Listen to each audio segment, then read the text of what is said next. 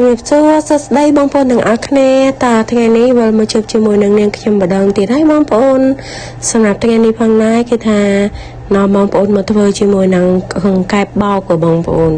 សាកមកធ្វើញ៉ាំទាំងអស់គ្នាម្ដងមើលតើវារសជាតិម៉េចវិញបើនិយាយពីរសជាតិវិញគឺថាឆ្ងាញ់មែនតែនតែម្ដងសម្រាប់គ្រឿងផ្សំរបស់យើងគឺថាងាយមែនតែនតែបើបងប្អូនគាត់អត់ចូលចិត្តផាជាប្រភេទមីស៊ូទេគាត់មិនដាក់ក៏បានដែរណាបងប្អូនតែសម្រាប់នាងខ្ញុំគឺថាចូលចិត្តផាជាមួយនឹងមីស៊ូអញ្ចឹងគឺថាដាក់តាបន្តិចតួចដើម្បីលាយច្បល់ជាមួយនឹងគ្រឿងរបស់យើងហ្នឹងដោយជាដំបូងគឺថាយើងត្រាំមីស៊ូចោលសិនណាបងប្អូនហើយបន្ទាប់មកគឺថានាងខ្ញុំវិលមកហាន់ជាមួយនឹងគល់សក្ខីរបស់យើងដើម្បីយកវាទៅបុករបស់បងប្អូនទាំងអស់គ្នាយើងហាន់វាជាបន្ទះស្ដើងបែបនេះណាបើបងប្អូនខ្ជិលហាន់ខ្លួនឯងអញ្ចឹងបងប្អូនអាចទិញមកពីផ្សារស្រាប់ក៏បានដែរបងប្អូន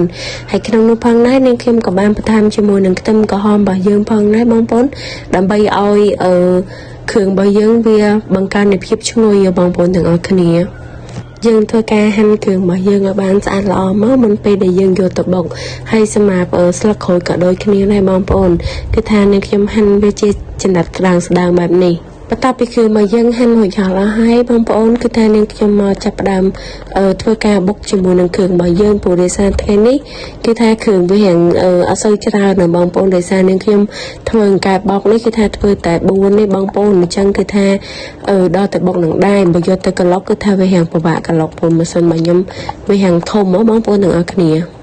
យើងធ្វើការបុកវាឲ្យបានម៉ត់ល្អមកបងប្អូនមុននឹងយើងយកវាទៅច្បល់ជាមួយនឹងសាច់របស់យើងណាបងប្អូនសម្រាប់កង្កែបគឺថានាងខ្ញុំផ្លេសយកអាសាច់ភ្លៅវាបែបនេះដើម្បីយកវាទៅចិញ្ច្រាំជាមួយនឹងសាច់ជ្រូករបស់យើងណាបងប្អូនហើយ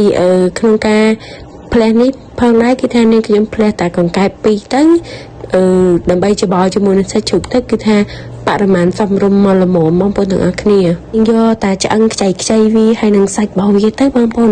ដើម្បីយកទៅចិញ្ច្រាំមួយសាច់ជ្រូកហើយសម្រាប់សាច់ជ្រូករបស់យើងគឺថាបងប្អូនគាត់ចង់ប្រើជាប្រភេទសាច់3ជាន់ក៏បានដែរបងប្អូនគឺថាឆ្ងាញ់ដូចគ្នាតែសម្រាប់អ្នកខ្ញុំថ្ងៃនេះគឺថាទៅមានតែសាច់ភ្លៅបងប្អូនអញ្ចឹងគឺថាទិញមកណាមួយវាអត់សូវមានអ្នកលក់ផងមើលទៅសាច់ជ្រូករបស់យើងមកល្អហើយគេថាយើងដាក់ជាមួយនឹងសាច់កង្កែបរបស់យើងហ្នឹងដើម្បីយើងច្រាំចូលជាមួយនឹងសាច់ជ្រូកចិញ្ច្រាំរបស់យើងទៅបងប្អូនទាំងអស់គ្នាគេថាធ្វើយ៉ាងណាចិញ្ច្រាំវាឲ្យម៉ត់ចូលសពគ្នាតែមួយទៅគឺថាញ៉ាំទៅគឺថាឆ្ងាញ់មែនតែម្ដងបងប្អូនហើយយើងសម្រាប់ការលេខគ្រឿងវិញយើងដាក់ជាមួយនឹងស្លឹកក្រូចដែលយើងហាន់មុនហ្នឹងបងប្អូនយើងដាក់បញ្ចូលមកហើយសម្រាប់គ្រឿងរបស់យើងក៏យើងដាក់បញ្ចូលគ្នាមកបងប្អូនទាំងអស់គ្នាដើម្បីធ្វើការច្បល់ជាមួយនឹងសាច់ជ្រូករបស់យើងបងប្អូនសម្រាប់គ្រឿងទៅគឺថាផាជាមួយនឹងប្រេងខ្យងដាក់ជាមួយនឹងស្ករសហើយប៊ីចេងនិងបន្ថែមជាមួយនឹងទឹកត្រីរបស់យើងបងប្អូនគឺថាដាក់មុងតិចទៅហើយនឹងបន្ថែមចុងក្រោយគឺរ៉ូឌីបងប្អូនទាំងអស់គ្នា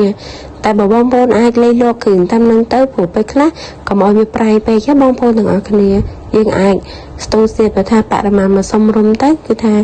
អូខេហើយបងប្អូនយើងធ្វើការច្បល់សាច់របស់យើងនឹងឲ្យបានល្មួតចូលគ្នាល្អមកបន្ទាប់មកគឺថានាងខ្ញុំដាក់ជាមួយនឹងមីស៊ូរបស់យើងចូល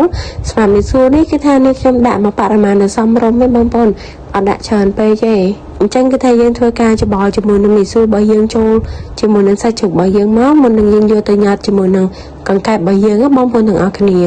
តែយើងទៅចាប់ផ្ដើមញ៉ាត់ជាមួយនឹងកង្កែបរបស់យើងមកគឺថាញ៉ាត់វាចូលឲ្យបងប្អូនដូចហ៊ីងមកបងប្អូនគឺថាអូយ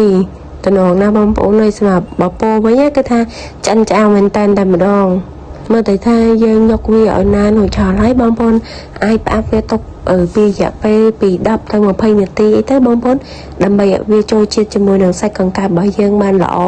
មុននឹងយកទៅអាំងបងប្អូនទាំងអស់គ្នាហើយសម្រាប់ចក្រានខ្ជុំនេះផងដែរគឺថាយើងប្រកាសចោលមុននឹងយើងចាប់ផ្ដើមធ្វើជាមួយនឹងកង្កែបរបស់យើងបងប្អូននៅពេលដែលយើងផ្អាប់កង្កែបរួចហើយគឺថាខ្ជុំរបស់យើងក៏វាកាត់ល្អដែរអញ្ចឹងគឺថាយើងចាប់ផ្ដើមតែអាំងទៅបងប្អូនទាំងអស់គ្នាសម្រាប់សាច់នៃការអាំងគឺថាវាអត់ធ្វើយូរម៉ាទេបងប្អូនព្រោះទីមួយចក្រានយើងវាយ៉ាងក្តៅខ្លាំងអញ្ចឹងគឺថាដល់តែអាសាមើល